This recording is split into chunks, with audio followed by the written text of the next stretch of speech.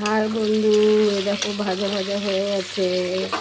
কি রান্না হচ্ছে বলো দেখি, বলো দেখি কি হচ্ছে। এই দেখো মশলা দিয়ে দিলাম, এতে জিরে, আদা, রসুন, লঙ্কা আছে, আর হলুদ, আর কিছু নেই।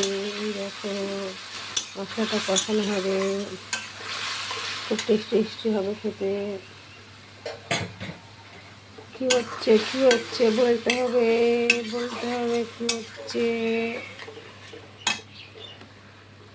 তাড়াতাড়ি করে বলো।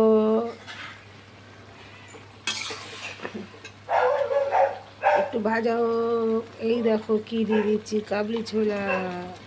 এটা দিয়েই কষিয়ে কষিয়ে জল দেবো না, আর এটাই মাখা মাখা তরকারি হবে, একটা রুটি দিয়ে খাবার মতন।